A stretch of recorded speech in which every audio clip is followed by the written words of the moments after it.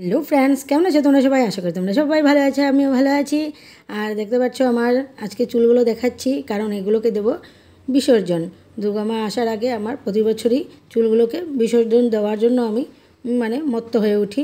এই দেখো, তারপর কি করলাম। তোমাদের কেমন লাগলো আমার হেয়ার কাটিংটা অবশ্যই কমেন্ট করে জানিও। তোমাদের মতামত আমার জন্য খুব মাইনে রাখে। তোমরা যেভাবে বলো আমাকে কমেন্ট করে, সেইভাবেই আমার মনে হয় ভিডিওগুলোকে বানানো উচিত, তাহলে তোমাদের ভালো লাগবে। তাহলে শুরু করি আজকের ব্লগটা। আমি চলে গেলাম প্রথমে পার্লারে, আর যেই পার্লারে আমি সবসময়ই যাই, এটা ছিল আমার যেখানে আমরা আগে থাকতাম সেই ঘরের সামনেই। পার্লারটা খুবই ভালো, প্রতি বছরই আমি ওখানে গিয়ে আমার চুলটা কাটিং করি। আর শুধু প্রতি বছরে তো একবারই চুল কাটিং করি, যাও টুকটাক থ্রেডিং যাই করি সেগুলো ওই পার্লারে গিয়েই করি। আর আমি এখন জায়গা চেঞ্জ করে নিয়েছি, প্রায় 1 বছরের উপরে হয়ে গেলো, কিন্তু আমার আর অন্য কোথাও যেতে একদমই ভালো লাগে না। আমি যখনই যা কিছু করাই ওই পার্লারেই চলে যাই। ওদের কাজগুলো খুব সুন্দর আর আমারও খুব পছন্দ হয়, ওদের ব্যবহারও খুব ভালো।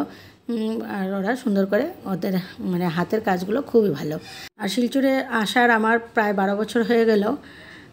আসার বলতে এখানে তো আমার রিলেটিভ অনেকেই আছে। আমার মার বাবার বাড়িও আমার শিলচর, আমার মামার বাড়ি। কিন্তু আমার তো বিয়ে হয়েছিল করিমগঞ্জে। আর আমি যখন আমার হাজব্যান্ডের সাথে শিলচর আসি, তার থেকে আজ হয়ে গেল 12 বছর। এই 12 বছর থেকেই আমি এই পার্লারেই আমার যাবতীয় যা সাজগুজের আছে সব কিছুই করছি। আমার ওদের কাজগুলো খুবই ভালো লাগে।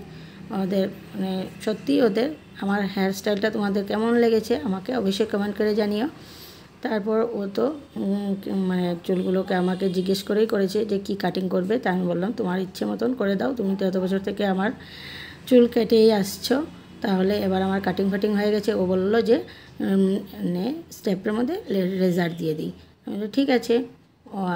ওরা একটাই কাটিংয়ের মধ্যে অনেকটাই স্টাইল করে দেয়, তাই দেখতে খুবই ভালো লাগে। শুধু স্টেপ করলে স্টেপই না, এবার হবে সেটিং। হয়ে গেছে আমার চুল কাটিং করা। আর এখন নিচ্ছে ওরা একটা শর্ট ভিডিও, যেটা ওদের চ্যানেলে ওরা আপলোড করে। যারই যে কোনো হেয়ার কাটিং হোক, যাই কিছু করে, লাস্টের দিকে ওরা একটা শর্ট ভিডিও বানায়। আর তারপর আমি বললাম যে আমাকেও একটা ভিডিও করে দাও, তারপর ওরা আমাকেও একটা ভিডিও করে দিল। তাহলে তোমাদের কেমন লাগলো আমার এই চুল কাটিংয়ের স্টাইলটা, বা চুলের যে স্টাইলটা হয়ে গেল এখন, সেটা কেমন লাগলো আমাকে অবশ্যই কমেন্ট করে জানিও। তাহলে আজকের মতন আর এইটুকুই, টাটা বাই বাই।